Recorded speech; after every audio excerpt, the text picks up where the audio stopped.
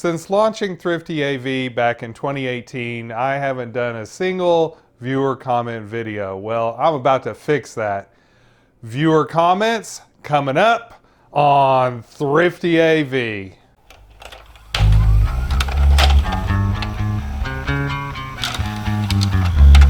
At ThriftyAV, I log in pretty much every day and find new comments, but not just on the new videos, on the old videos too.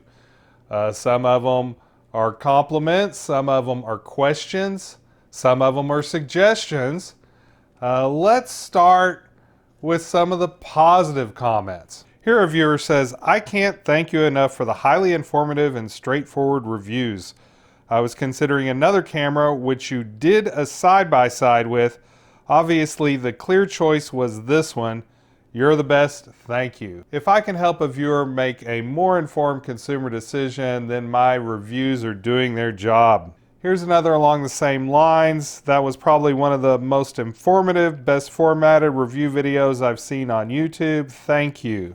This person joined Swap a CD based on me talking about it in a video and is happy with that service. This person loves old camcorders. Well, so do I. This person says, "I helped them figure out their dad's old camera." Well, that's a good thing, especially if you want to transfer some of that old footage. Here someone says it's the best review of this HDMI capture device, and there are a lot of reviews on that device out there. Here's someone talking about my channel. They say, "I'm growing big time, keep up the good work." This person is using a Campark V30 to mount to a vehicle, and they say that I'm doing exactly what they want to do with it. Here's someone else thanking me for the same camera video. This person says that I did something that they were curious about, and I got a congrats and a subscriber out of it. Very good. My Macrovision videos deal with old media. They say, "I wish I was around 20 years ago." Well, I'm starting to feel like I'm patting myself on the back, so let's move to a different type of comment. The most common type of comment, which is viewer questions. This camcorder here that records on DVD, I think I've gotten more comments asking about playing back these DVDs than any other comment.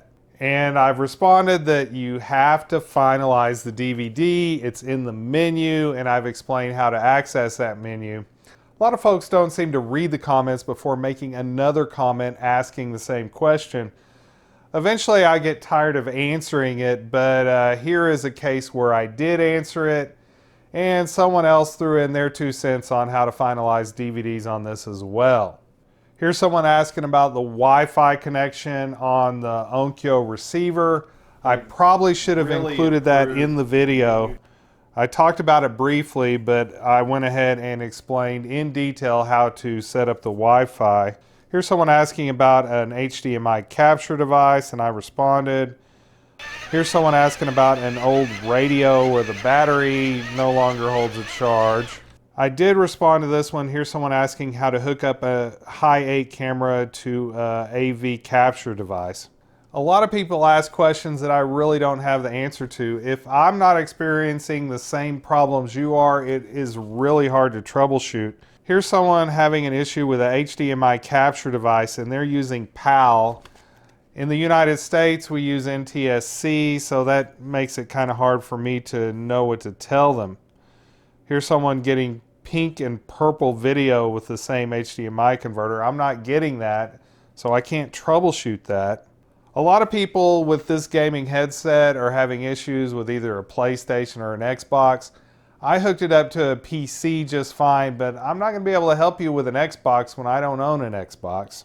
Here's someone asking if the capture device respects HDCP, and this is worthy of a follow-up video, so I'm actually going to use this question to make a video about video capture and HDCP using several HDMI capture devices.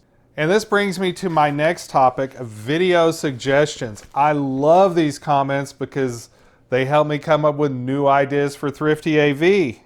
Here's someone asking about low light with a camcorder. Well, how about a video about low light with several camcorders and compare their low light characteristics? Here's someone saying they like my risky thrifting series. Please do more. Part 3 came out after that comment. Part 4 will be coming up in February, so watch for that. Here's someone asking about a SEMA brand video stabilizer. I have not acquired one yet. I'm trying to acquire one. When I do, I will have a video about it. Here's someone saying that gaming headsets are available at the 99-cent store. I don't have one of those close by, but when I'm in an area with one of those, I will look for that. Here's someone requesting more videos about the Hi8 format. I included Hi8 in my video about shooting in the snow, and then they thanked me. Thanks for listening to their request. And you can expect even more Hi8 in the future when I do my low light comparison.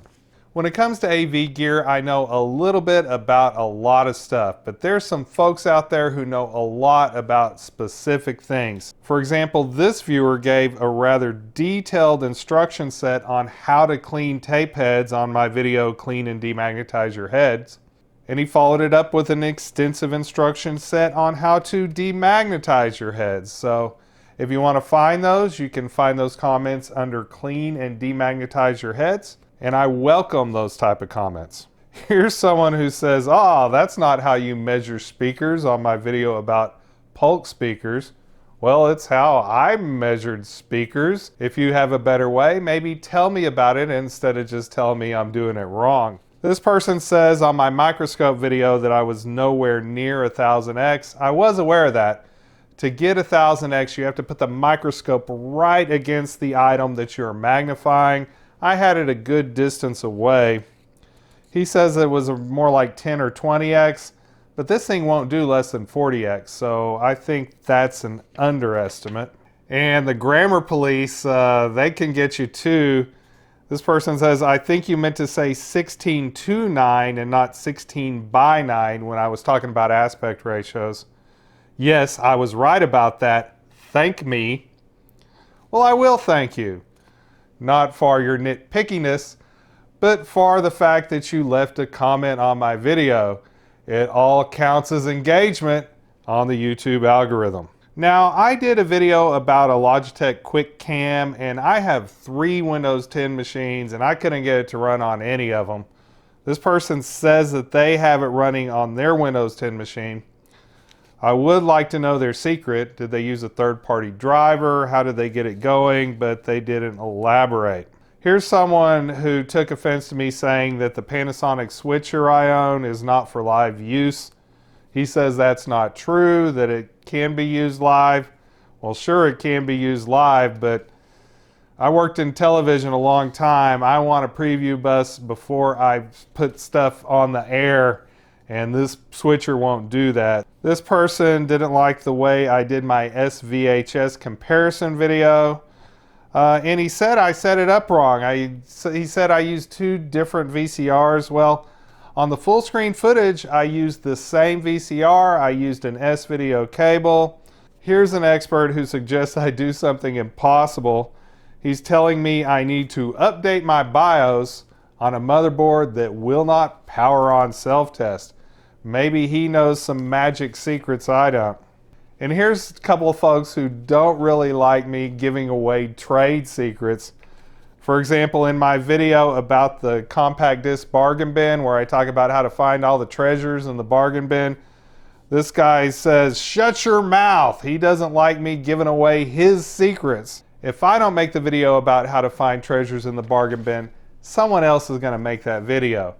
I'd rather be the one making that video. And on a similar note, I did a video about an auction site where I got an awesome haul for $5.50.